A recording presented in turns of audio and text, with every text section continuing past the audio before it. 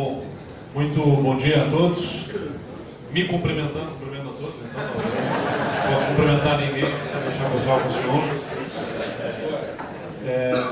Prazer estar aqui com vocês. E quando a gente vai falar sobre competitividade, logo no dia seguinte que o ranking da competitividade foi apresentado nacionalmente, consolidando o Rio Grande do Sul numa 5ª posição, até vi uma manifestação de um jornalista num jornal estadual dizendo que o Rio Grande do Sul marca passo e permanece na 5ª posição. Tipo, puxa vida, o Estado ficava oscilando entre a 9ª e a 7ª. Faz 3 anos que a gente consegue ficar na 5ª posição. Dadas as circunstâncias que nós tivemos historicamente pelos desafios fiscais, né, que fizeram a gente acumular desafios de infraestrutura, passivos, né, enormes, nos consolidarmos na 5ª posição já é um grande avanço, a gente tem que saber comemorar isso também. E é claro que a gente continua mirando subir nesse ranking. Vai levar um pouco mais tempo para conseguir ir para o top 3, porque a gente tem desafios de muito tempo. Mas eu projeto que se a gente trabalhar direitinho, a gente vai conseguir aí nos próximos anos alcançar uma 4ª posição. E mais do que ter a posição no ranking diretamente, o importante é a gente saber usar esse ranking como instrumento de planejamento. Imediatamente o que a gente faz quando o ranking sai é a nossa equipe da assessoria técnica do governo vai lá debulhar, mergulhar, porque ele é composto por vários pilares, esses pilares têm vários indicadores e esses indicadores têm que ser analisados para entender onde nós estamos ainda para trás, o que pode ser feito, desenvolver plano de ação e a gente conseguir avançar naqueles diversos itens. Mas quando a gente vai falar sobre competitividade, a gente tem que entender também de onde a gente parte, né? Vocês lembram, eu vou ter que lembrar todo mundo, desculpa, eu sou chato, alguns anos me ouviram falar tantas outras vezes, mas quando a gente vai falar sobre o que falta fazer para o Estado, a gente tem que lembrar que a gente já cobriu uma jornada importante, que a gente já conseguiu superar desafios, né, que no passado muito recente, anteontem do ponto de vista histórico, assim, não nos deixavam nos movimentar das dívidas acumuladas, fizemos um programa forte de ajuste, né, fiscal no Estado e conseguimos botar algum controle do nosso déficit previdenciário, que ia escalonando ao longo dos últimos anos, consumindo 30% da receita corrente líquida do Estado. A gente conseguiu reduzir isso para 16% da receita corrente líquida. Mas ainda é um desafio. Ainda é um desafio, é muito maior do que outros estados comparáveis ao nosso têm. E aí isso aqui é importante ser observado para insistir e persistir num caminho que muitas vezes não é compreendido e que continua sendo contestado. Por exemplo, das concessões. Não há espaço orçamentário no Estado para que ele faça diretamente todas as obras. Aliás, mesmo nos nossos concorrentes, colegas estados, que têm capacidade fiscal, eles estão fazendo concessões em grande volume. São Paulo, Paraná, enfim, então façam exemplos assim, de estados que estão apostando muito nas concessões e eles não têm o mesmo tamanho de problema fiscal que nós temos. Que dirá nós, que temos o desafio do passivo que se acumulou, né, de déficit previdenciário. Como eu falei aqui para vocês, 16% da receita corrente líquida é consumida pelo déficit da Previdência. O Estado não está pagando a dívida com a União nesse momento, nós estamos pagando para nós mesmos no Fundo de Reconstrução, mas aí em 2027 o Estado volta a pagar. Nos anos seguintes, quando o Estado estiver pagando a dívida integralmente, ela vai consumir algo em torno de 9% da receita corrente líquida do Estado. Então, 16% mais 9%, eu já tenho 25% da minha receita líquida total, livre do Estado, né, depois que eu passo a parte dos municípios, enfim, estou falando da parte que fica com o Estado. Receita líquida de impostos total do Estado, 25% já ficou no déficit da Previdência e na dívida da União. Depois eu tenho os mínimos constitucionais, 25% na educação, e a gente teve que fazer um acordo ainda também, porque o Estado não cumpria o mínimo da educação como determina a legislação, ele computava gastos previdenciários, pagamentos de aposentadorias de professores como se fosse gasto na educação. A gente fez um acordo para expurgar esses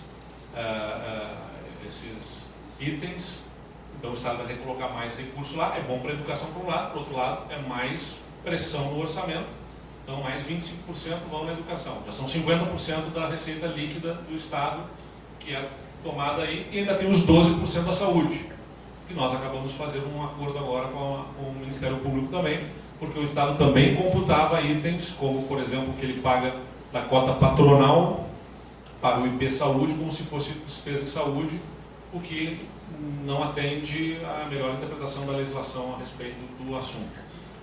E o que os outros estados praticam. Então, são mais 12% aí. Então, só aí eu já tenho 62%, 63% que são consumidos nesses itens. O terço restante do orçamento tem que cobrir todas as outras despesas do Estado, todas as outras despesas, segurança, inovação, investimentos, tem que pagar os investimentos, manutenção das estradas, absolutamente todas as despesas do Estado entram no terço restante. Então, quando a gente tem aqui em torno de 35%, vamos botar aí, disponível para todas as outras despesas, estados como Santa Catarina e Paraná têm perto de 50% da sua receita líquida total disponível.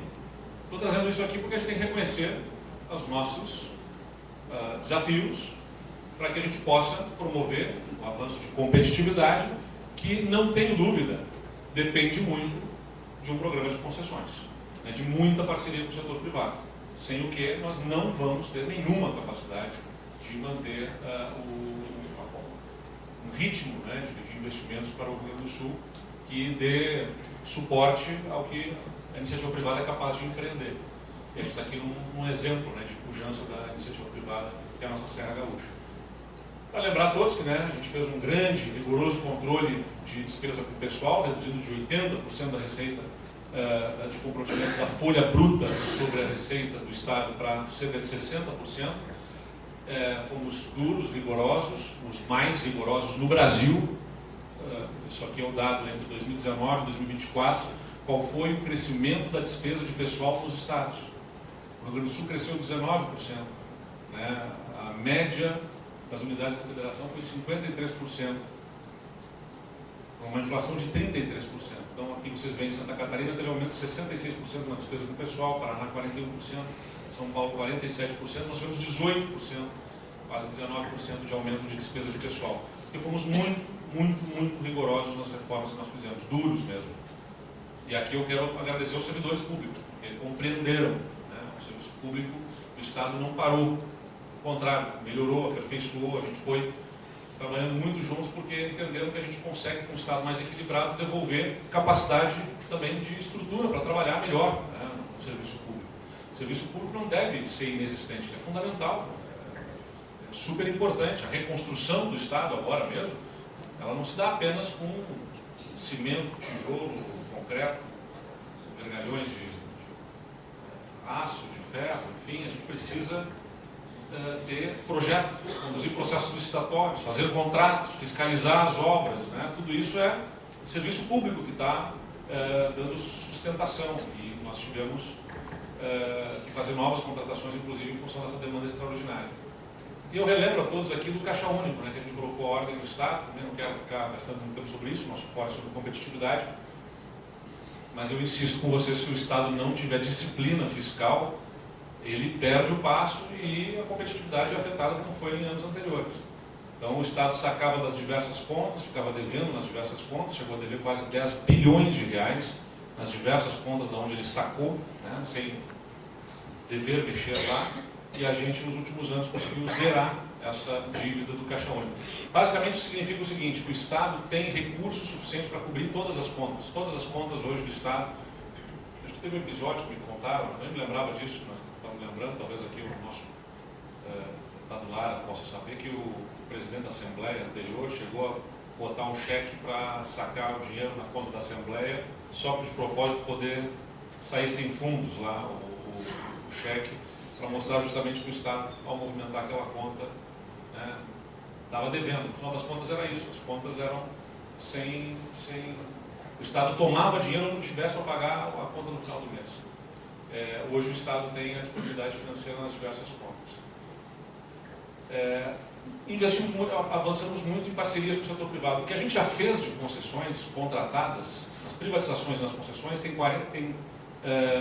até errado isso aqui na verdade, são 46 bilhões de reais, então uma vírgula no lugar errado. São 46 bilhões de investimentos projetados nas privatizações e concessões já concluídas e 26 bilhões de reais que estão naquelas que estão sendo ainda estão em curso, né? Rodovias, o bloco 1 e o bloco 2, os aeroportos, né? E outras em mobilidade. Fomos líderes em privatizações nesses últimos anos, top 3 em concessões. Então, só aqui a gente está falando de 72 bilhões de reais na nossa carteira de projetos de investimentos, fundamentalmente em infraestrutura. Quando a gente privatiza as companhias, priorizamos a privatização da companhia de energia, a companhia de gás, a companhia de saneamento, que são itens fundamentais em infraestrutura, em que o Estado não conseguia promover os investimentos. No saneamento, a companhia pública era capaz de investir 400 bilhões de reais por ano. A companhia privada agora investe 1,5 bilhão de reais por ano, ou seja, quase 4 vezes mais do que a companhia pública era capaz de fazer. A gente tinha cerca de 16, 17% de coleta e tratamento de esgotos lá em 2018, nós já estamos em 28% agora e vamos chegar, né, com a projeção dos investimentos, a cumprir o marco regulatório no início da próxima década de 90% de coleta e tratamento de esgotos. E nas concessões a gente tem aqui a questão do bloco 3, que eu imagino que o Pedro Capelucci tenha trazido algumas informações já, não quero repisar, mas é importante insistir, são mais de 100 quilômetros de duplicação. Tivemos as intercorrências das enchentes que trouxeram novas necessidades, com contenção de encostas, principalmente, né, para evitar novos deslizamentos e desmoronamentos. E não apenas trouxeram nova demanda, como exigiram o esforço dos recursos humanos em fazer projetos para resiliência, que acabaram demandando, né, esses recursos humanos quando eles deveriam estar fazendo os projetos daquela primeira entrega dos 3 anos. Então, o contrato ele tem, né, um primeiro volume de entregas no encerramento do 3º ano, que se dá no início de fevereiro do ano que vem, quando nós deveríamos ter a entrega, por exemplo, da duplicação do trecho Farroupilha-Garibaldi. Só que no ano passado tivemos as enchentes, as equipes tiveram que se dedicar sobre os temas de resiliência e o que deve se avançar é aprovar com brevidade essas obras da resiliência, vai ser pelo menos 215 milhões de reais ali de investimentos para resiliência, principalmente contenções de encostas para evitar novos bloqueios em eventos futuros.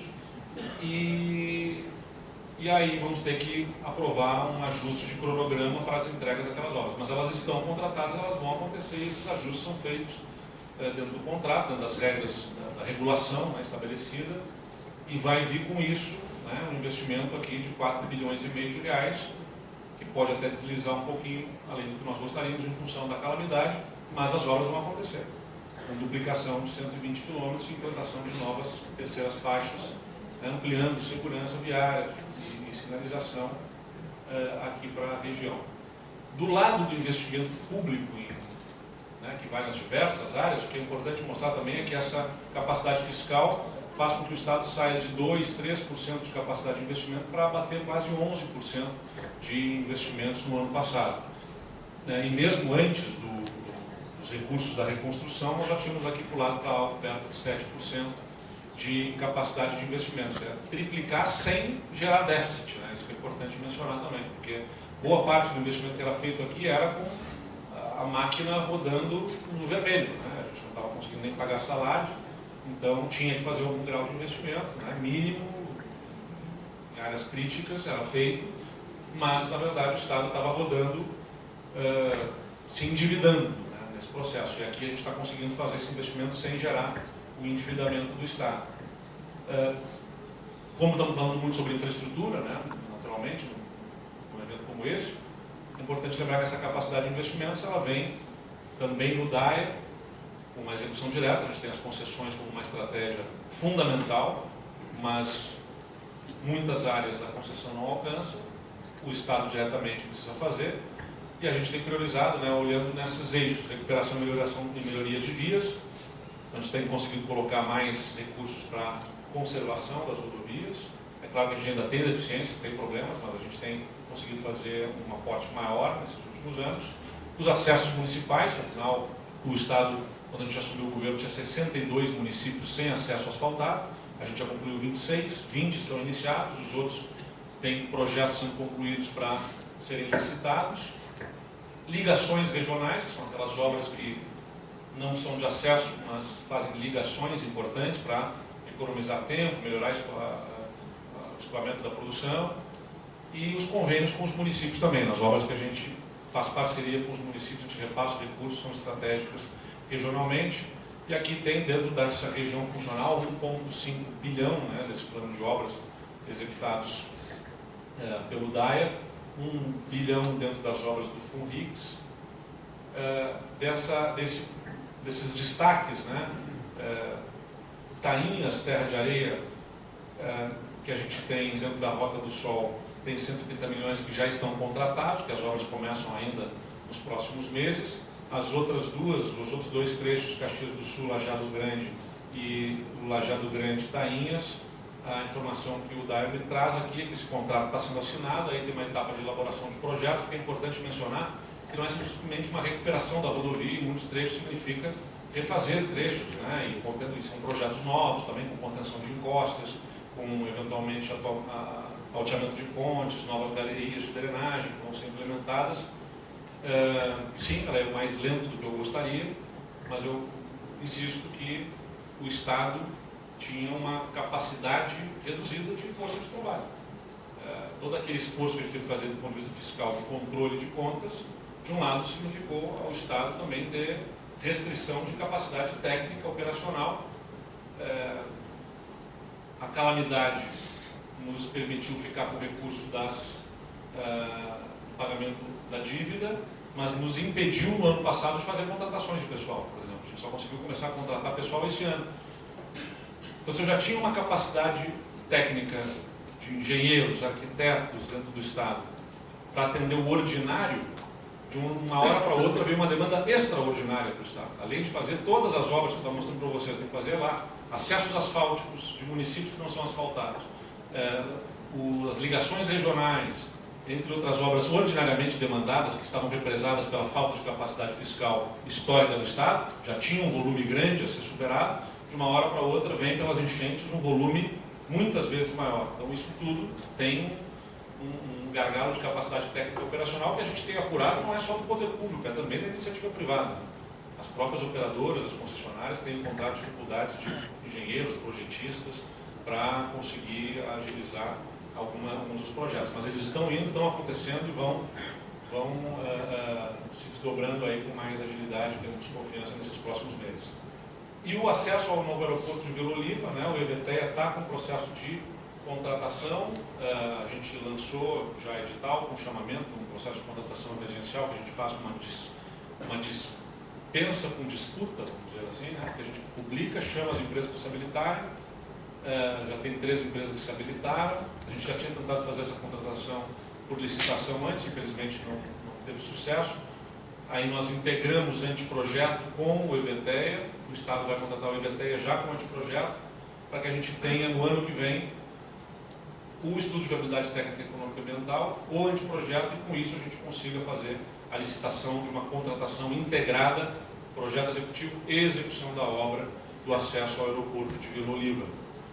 E aí o aeroporto de Vila Oliva está a cargo aqui do município, junto com o Ministério dos Portos e Aeroportos, né? Foi incluído dentro do pacto. A nossa expectativa, né, que tem esse bom desdobramento também com o governo federal para garantir os recursos da execução desse aeroporto. O Estado está responsável e vai arcar com a sua responsabilidade de garantir a execução das obras de acesso ao aeroporto. E tem uma série de outros projetos que a gente faz em parceria com municípios, de apoio em pavimentação, né? Acho que é importante mencionar a segurança pública, para mim é um item super crítico, assim, de competitividade. Como é que a gente retém os talentos nesse estado? Como é que a gente faz com que as pessoas queiram morar aqui? Tem que ter estrada, sem dúvida nenhuma, tem que ter porto, tem que ter aeroporto, tem que ter tudo isso, mas tem que ter gente, no final das contas, né? Tem que ter capital humano. E um fator decisivo é o de segurança pública, onde a gente tem avanço expressivo. O Estado subiu muitas posições no ranking da competitividade no pilar da segurança pública. Se tornou o 3º estado mais seguro do Brasil, se não me engano, ele estava em 8º ou 9º lá atrás, ele veio para a 3ª posição. Ano passado foi o ano mais seguro da nossa história.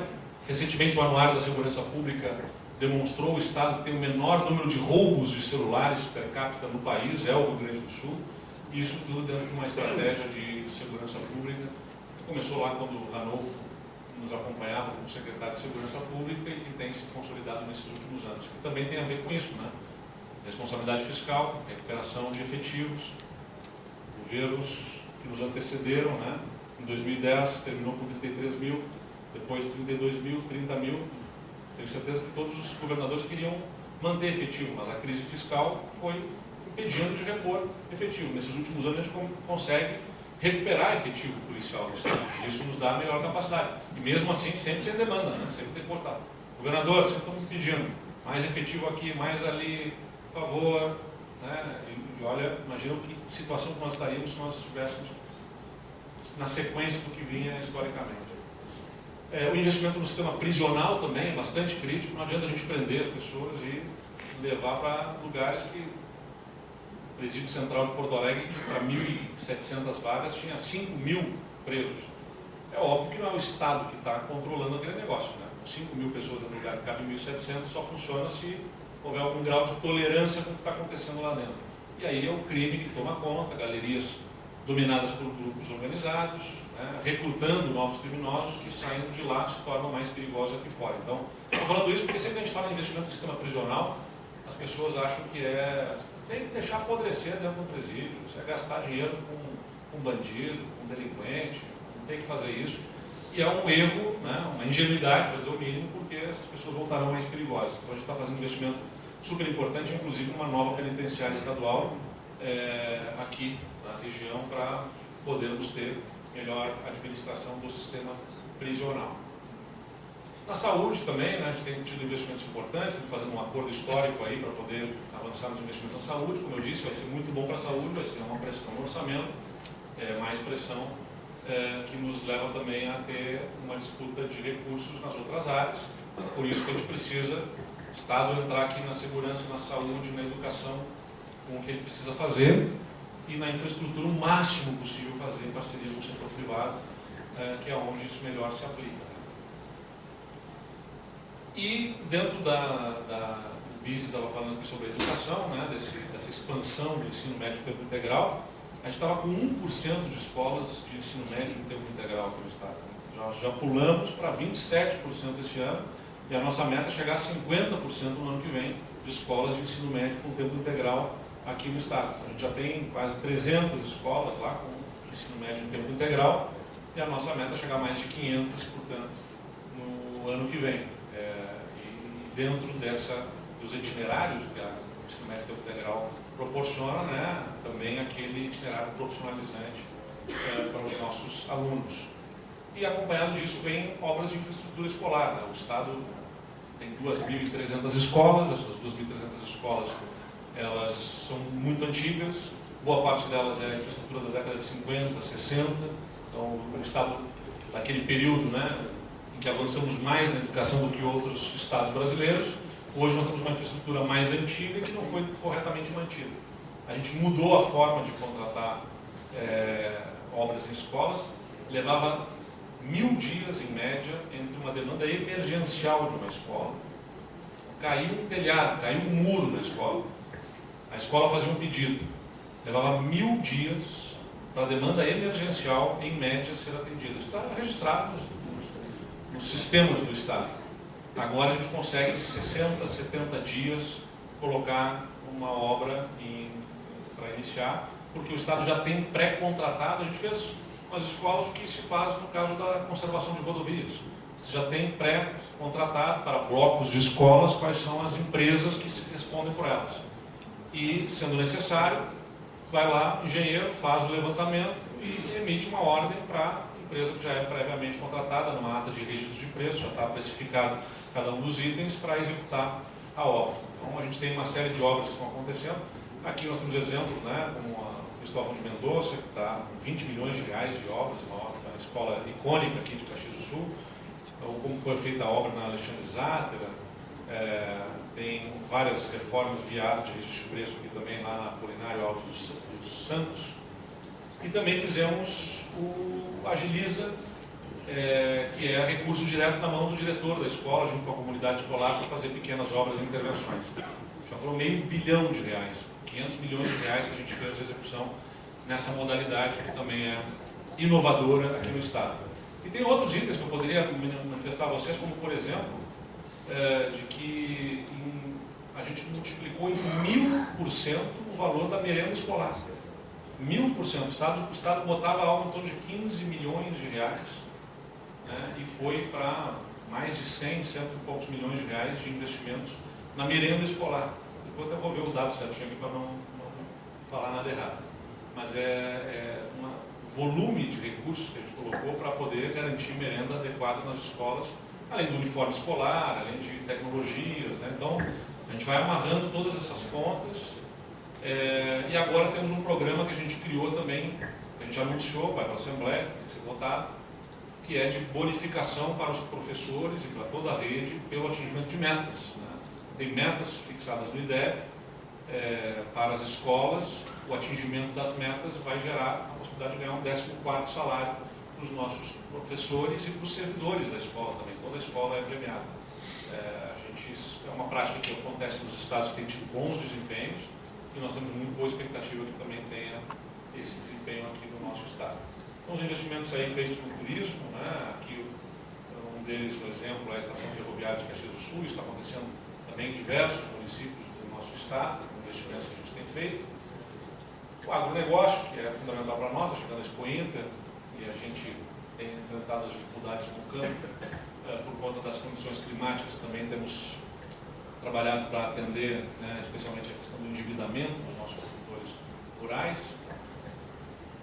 Na ciência e tecnologia, esse ano vai ser disparado o maior volume de investimentos feito em pesquisa, inovação, a partir da nossa FAPERGS, também pelos editais diretamente liderados pela Secretaria de Ciência e Tecnologia. E aqui o nosso reitor estava falando sobre os programas, né, do Professor da Manhã, do RS Talentos, que a gente tem em parceria com as universidades comunitárias, programas desenvolvidos pelo governo do Estado, que são fundamentais. Quando a gente fala de competitividade também, a gente sabe que sempre se lembra sobre a questão tributária. No tema tributário a gente também avançou. A gente tem hoje a menor alíquota modal do Brasil. Aliás, eu vi que o Ratinho lá no Paraná está reduzindo o IPVA.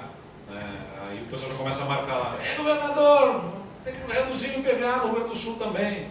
Porque lá ele reduziu de 13,5% para 1,9%. Aqui é 3%. Não tem problema, se o ICMS aqui for o mesmo do Paraná, eu reduzo agora o IPVA. É vantajoso. Lá é 19,5% do ICMS, aqui é 17%. Estou propondo para aumentar para 19,5%, para esse debate eu já fiz. Mas é que a gente tem que entender as diferenças que se tem entre os estados. Em primeiro lugar, ele não tem a dívida que a gente tem, não tem o déficit previdenciário que a gente tem, ele tem um ICMS maior do que a gente tem, né? E o IPVA ele é dividido meio a meio com os municípios. Então é muito mais vantajoso para o estado ter uma alíquota de ICMS maior e o IPVA menor do que o contrário. Mas a gente tem hoje a menor alíquota. A gente teve debates ali atrás, eu trouxe essa discussão sobre o tema do alíquota do ICMS, né? Aquele debate foi superado, mas é um fato, temos a menor alíquota e estamos com as contas em dia. Mas isso também nos comprime um pouco a capacidade de investimentos. Então, são opções, né, que a gente faz, mas além de ter a alíquota menor, a gente tem redução de alíquota para compras internas, porque o Estado praticava antes 18% em alíquotas internas, hoje pratica 12%. Extinguimos o imposto de fronteira, que era o diferencial de alíquota, e tivemos várias simplificações tributárias, incentivos para vários setores. O Hernani lembrou aqui, setor metalmecânico, cocoreiro calçadista, biodiesel, biocombustível, enfim, uma série de setores que demandavam equalização em relação a outros estados, o setor moveleiro, enfim, inúmeros setores em que a gente conseguiu passar a atender demandas porque o Estado, com as contas em dia, pôde ser um pouco mais ousado, vamos dizer, né? Ele estava excessivamente conservador por conta da falta de dinheiro.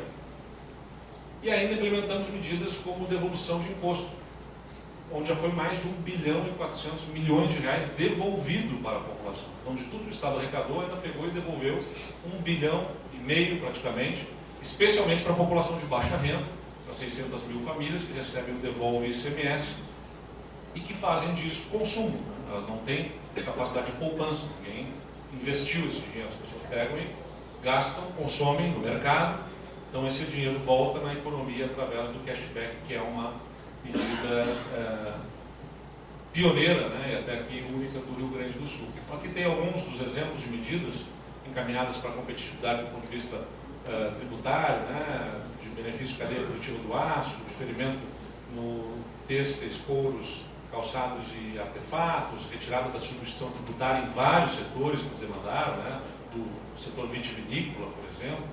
Aqui na Serra Gaúcha, uma demanda bastante antiga.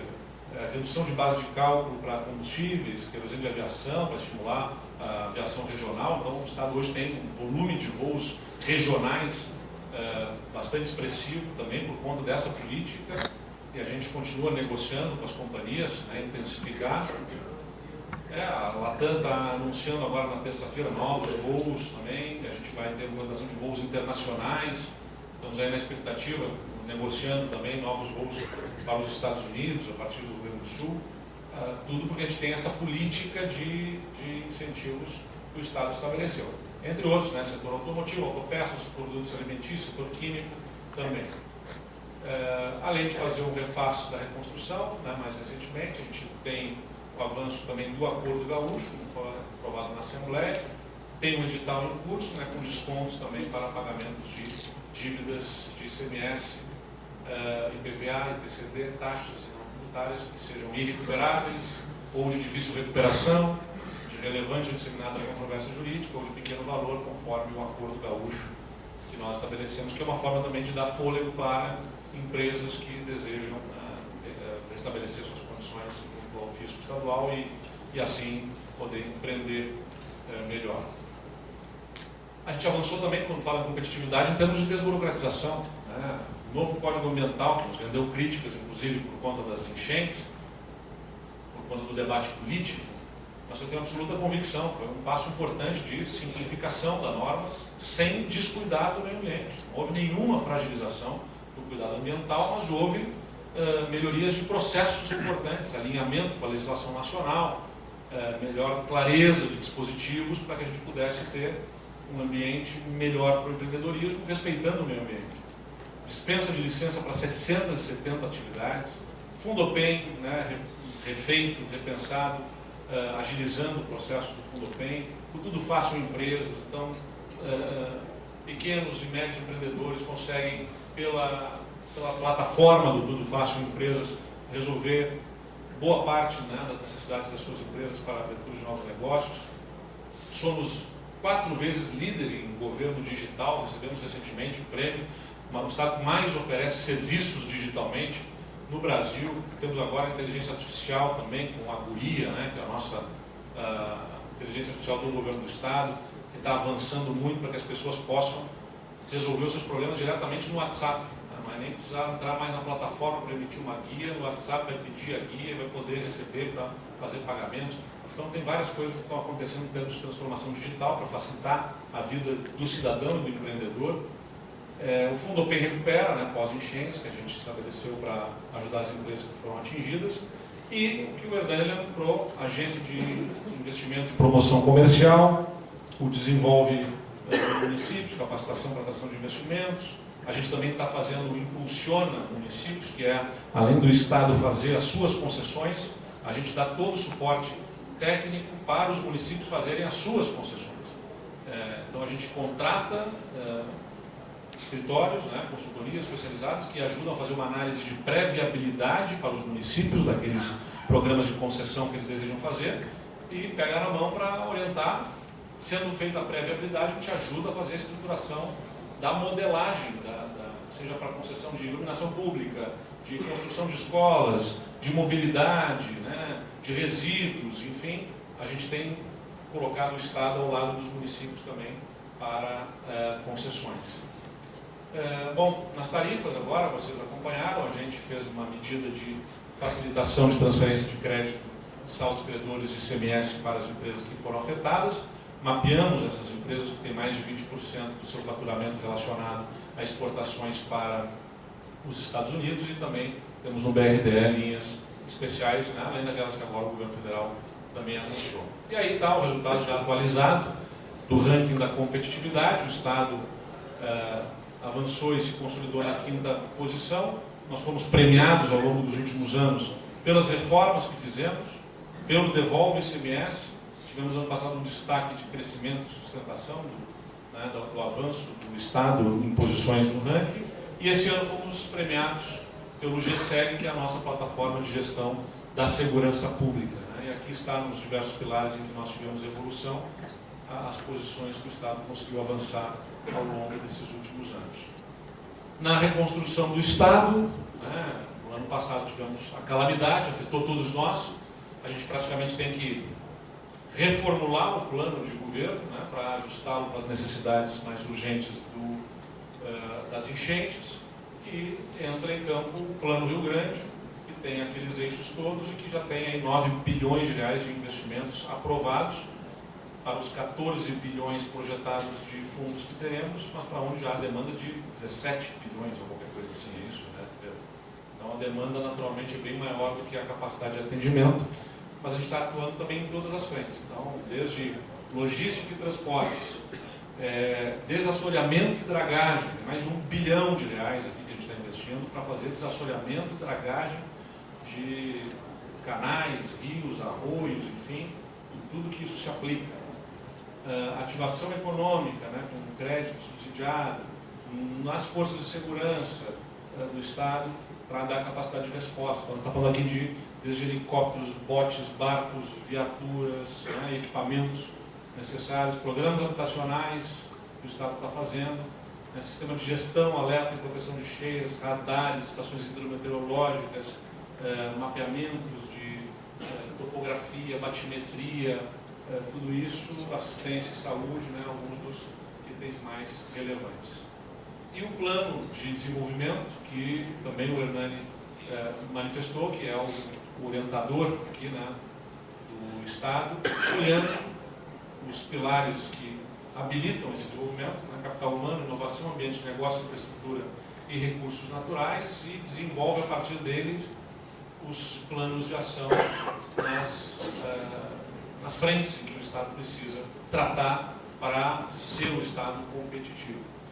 E tem a agência como uma ferramenta também de amarração, acompanhamento e de promoção do desenvolvimento do Estado. Então, competitividade, quando a gente vai falar para alguns, será sempre aquilo onde o calo alojador é mais sentido, onde aperta mais os sapatos. Para alguns é estrada, para outros é algo tributário, para outros é fundamentalmente recurso humano. Mas no final das contas é tudo junto. O Estado precisa funcionar adequadamente.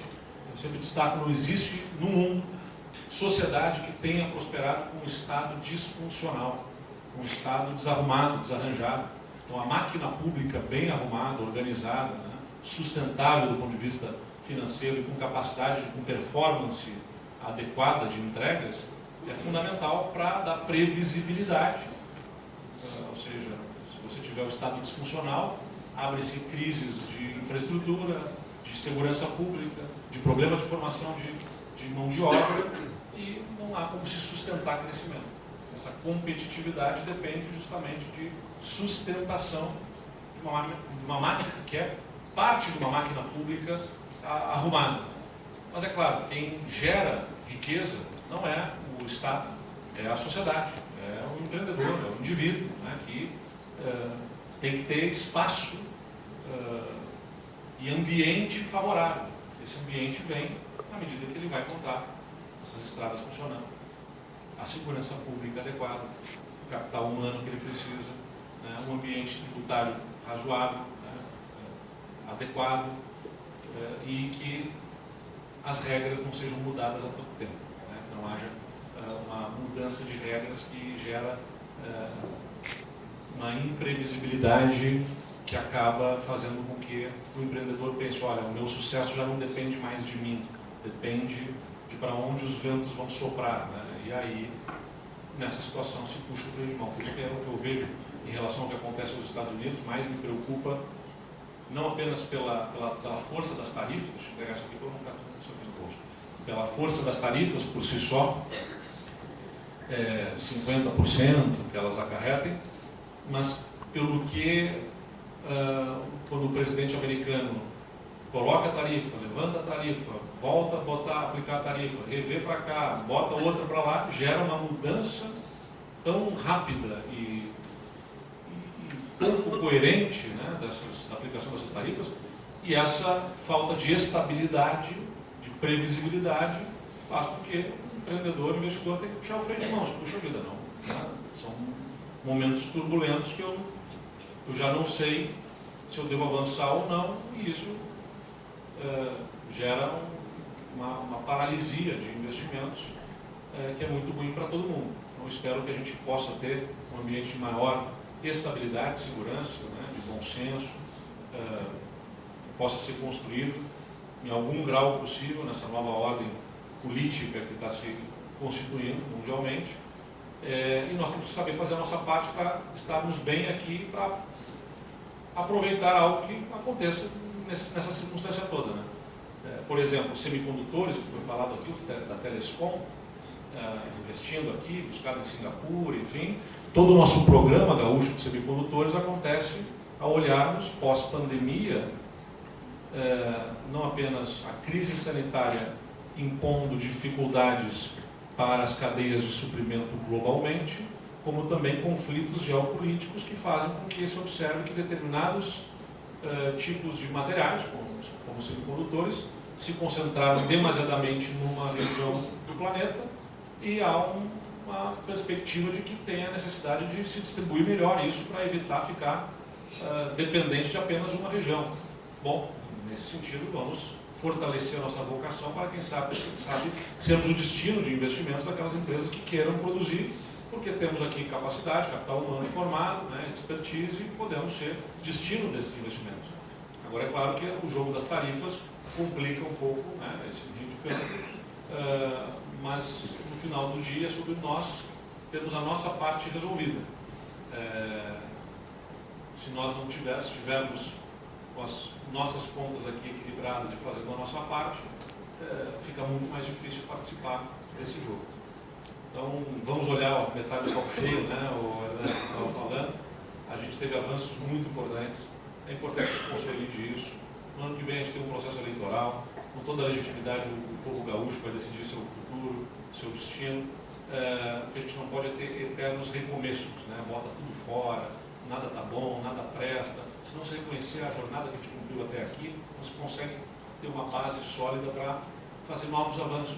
A gente tem que entender essa jornada. O governador Sartori, lá em 2014, vence a eleição, em 2015 assume o governo, e ali eu acho que o Estado teve um avanço importante de passar a reconhecer os seus problemas, né? Parou de empurrar com a barriga, parou de botar para debaixo do tapete, começa a discutir problemas que se acumulavam, né, de indisciplina fiscal do Estado, e a gente começa a trabalhar sobre esses temas. Então, tem uma jornada toda que foi cumprida, e que não pode, de alguma forma, ser desconsiderada. O próximo governador vai dar inflexão, quem quiser, a legitimidade que o voto popular lhe der.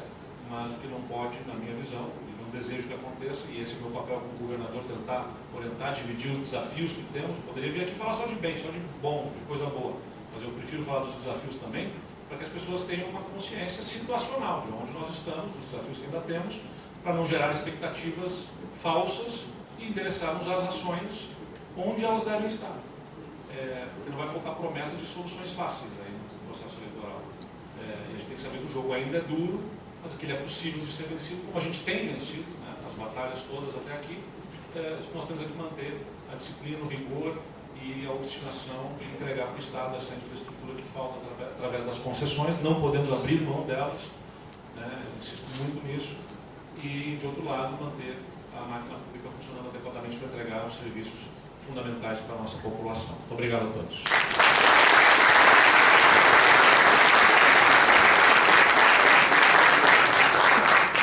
Antes de encerrarmos, convidamos então os nossos painelistas, autoridades aqui presentes para uma foto conjunta no palco, por favor.